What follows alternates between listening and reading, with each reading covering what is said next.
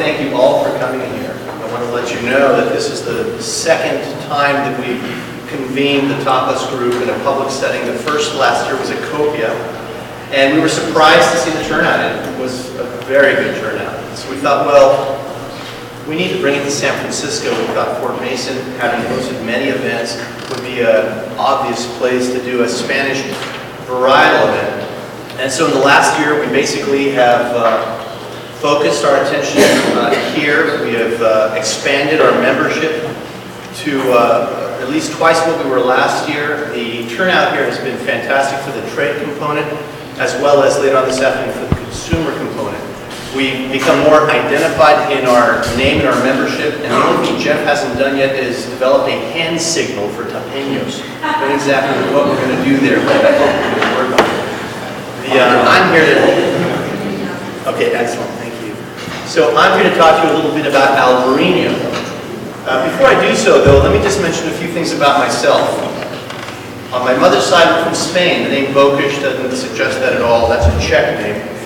But we're from Catalonia area, and I had a wonderful opportunity early on to work in Spain and to work specifically in with a company just outside of Barcelona in the Priorat that worked on trying to bring foreign varieties to that area, into that area. And one of those varieties was Graciano, another one was some clones of Garnacha, another one was Albarino. And I, at that point, absolutely fell in love with this variety.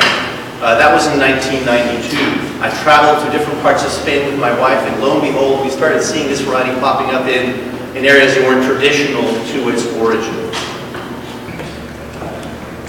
Now here is a map of Spain, and Galicia is located, there we go, this whole northwestern corner is Galicia. You can see there's 5 AVAs here, and then you have this green AVA right here, which is in Portugal, and that's the Vinho Verde.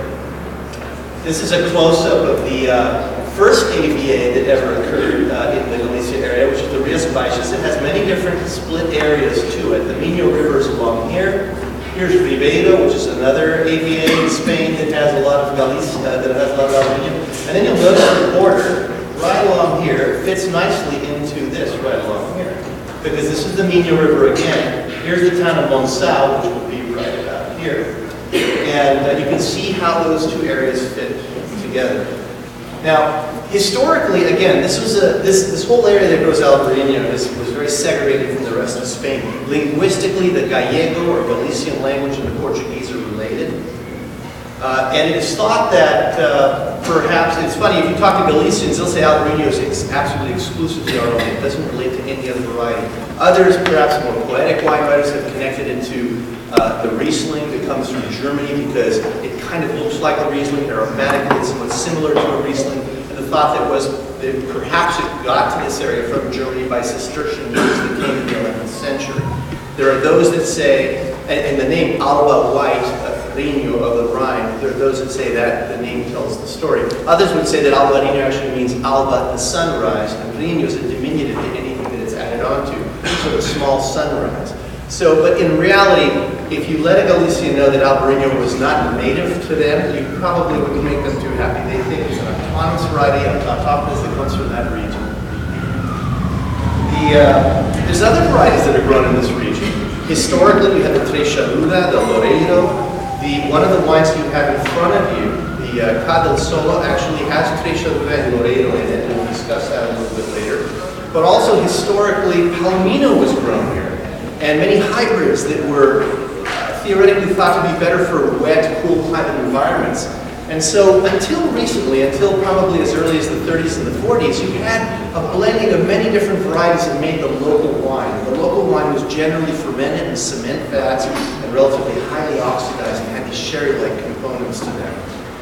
Then what happened was back in the 60s, we had a couple of producers who decided that they could do better. And I'd like to refer to them as the visionaries.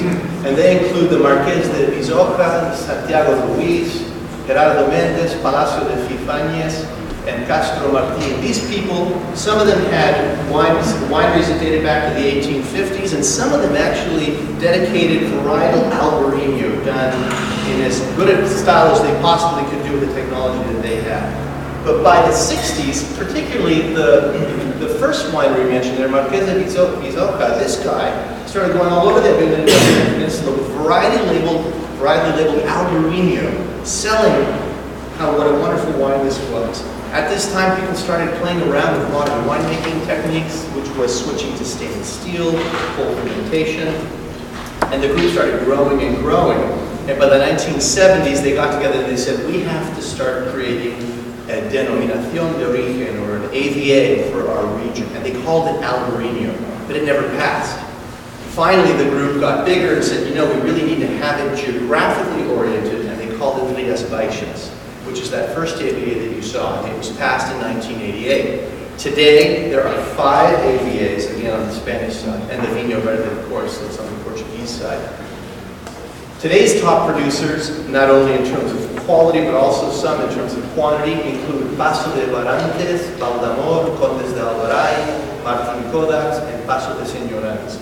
And some of these are large cooperatives. Initially, they started making wines that weren't very stylized and very interesting, but they adopted New World techniques and started making some absolutely fabulous wines. Not dissimilar to the story of Sauvignon Blanc in New Zealand. So you can see this is a change in winemaking that has occurred in Spain and in Portugal over the last 20 some odd years. In the 70s, there were 492 growers of grapevines in all of Galicia and Portugal, and they were mostly part-time farmers. And I should say in the Monção area of the Vinho Verde in Portugal. Today, there's over 6,500 growers and growing, and many of them are full-time growers. There were only 590 cultivated acres in the 70s, and today there's over 7,000 acres, of which 90% is Albarino. There were 14 wineries, mostly large co-ops, making this sherry-like oxidized style of wine that was really only appreciated by the locals. Today there's over 190 wineries, of which almost all are trying to produce an exceptional wine that can be sold internationally.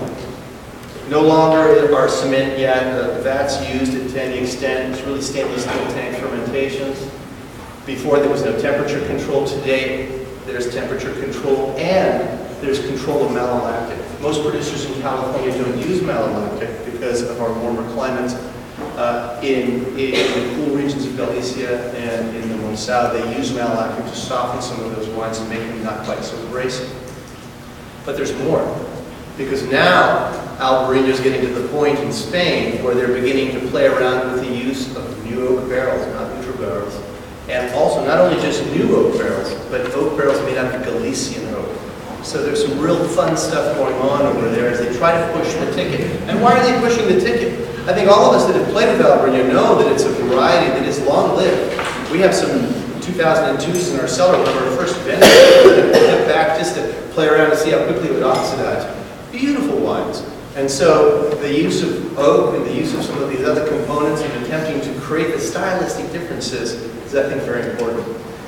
So Albarino in North America. In North America, again, you can imagine in 1988 the first appellation was created in Galicia. By the early 90s, we saw some production of fine Albarinos that were hitting the United States from Spain.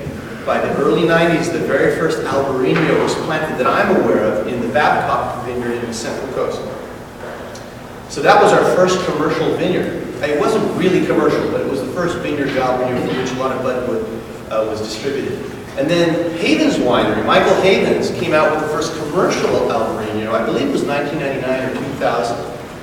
And in this last 9 years, we've seen easily 30 wineries emerge with Albarino, but not just in the states that I've mentioned. And I've mentioned these in order of the amount of acreage: California on the top, followed by Oregon, Washington, Virginia, Maryland, New York. But there are others who have not made the list because I'm simply not aware that they're there. I do know, and I have tasted an Albarino from Virginia that's absolutely fantastic. So I think this variety is going to adapt itself well to the United States. So we're going to talk a little bit about the 5 Albarinos that we have in front. We have Abasella from Oregon, in fact, Earl's Winery, who just spoke before me, followed by Bokisch, our winery, and then we have Cadel, Solo, Verdad, and Tangent. So 1 from Oregon and basically 4 from California. These are readily available here, and that's why, in part, they were chosen. we don't mean to omit everybody or anybody. We just don't have enough wine glasses, and there's not enough time in the day to get everybody's Albarino here on the table. But I think all of these represent geographically distinct, climatically distinct wines that I think tell the story of how versatile Albarino is.